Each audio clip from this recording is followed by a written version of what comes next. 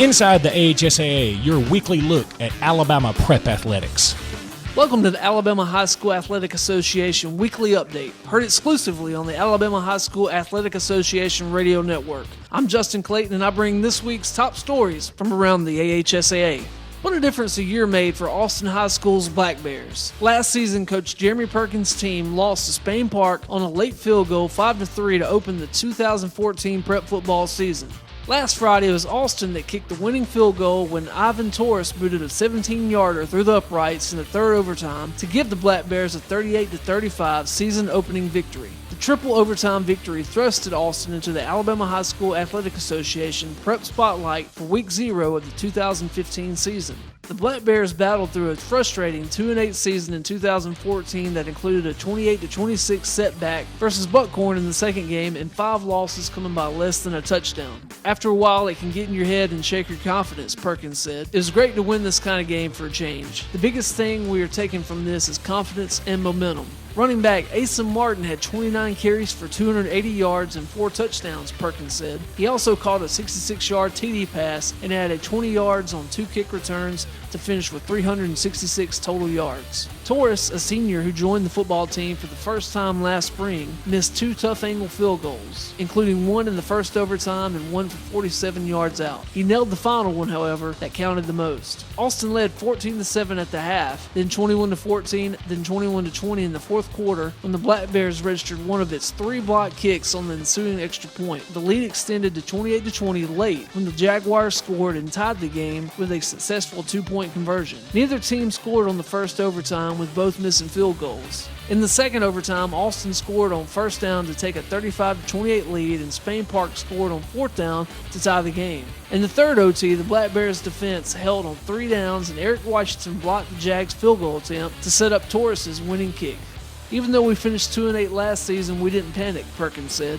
We had a chance to win every game we played. We were in a very tough region. We didn't have to make major adjustments and didn't have many holes to fill. The biggest thing our kids needed was the belief that they could make the plays to win. I think this was a big step in the right direction.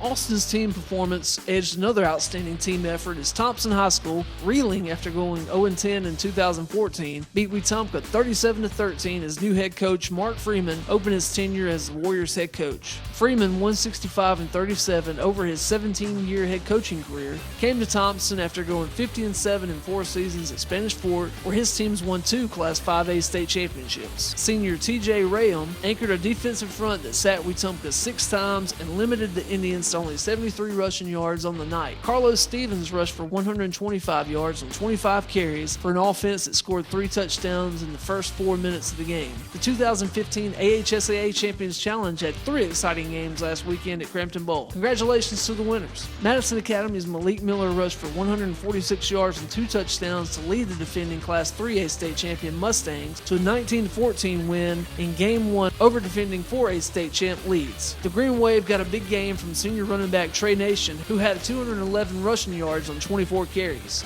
In the second game, Gordo nipped Glencoe 28-21, thanks in part to 2 95-yard touchdowns in the second half. Gordo's Xavier Lamb returned an interception 95 yards 3 minutes after teammate Pat Manning streaked 95 yards on a rush from scrimmage for another Gordo TD. And in the final game, Bob Jones beat Carver Montgomery 37-30 in a game highlighted by Slade Price, Carver Montgomery's new quarterback. Price was 18 of 25 passing for 338 yards and 2 touchdowns in his debut as Wolverines quarterback, as Carver rallied from a 30-0 halftime deficit to tie the game at 30, all in the third period. Among the top games this week is the 100th meeting between Clark County and Jackson, set for Thursday night at Grove Hill. Jackson's Aggies have won 7 in a row, including last year's 34-24 victory. Clark County won the first game played on November 6, 1917, 38-0. The Bulldogs' last win came in 2007 in a 21-20 overtime triumph. The Aggies currently hold a 63-29-7 edge in the series. The series is one of the oldest in the state. Guntersville and Albertville played the 100th game of that series last season, as did Clark County and Thomasville. Clay County and Lineville, which merged to form Central of Clay County after the 2011 season, squared off 102 times before the series ended. Lineville won the first meeting in 1922 with a 7-6 win, and Clay County won the last one in 2011 by the same 7-6 score. When we come back, we'll take a look at this week's major tournaments involving AHSAA volleyball as it kicks off its 2015 season. Hello, I'm Russell Building Supply. And I'm the big box store.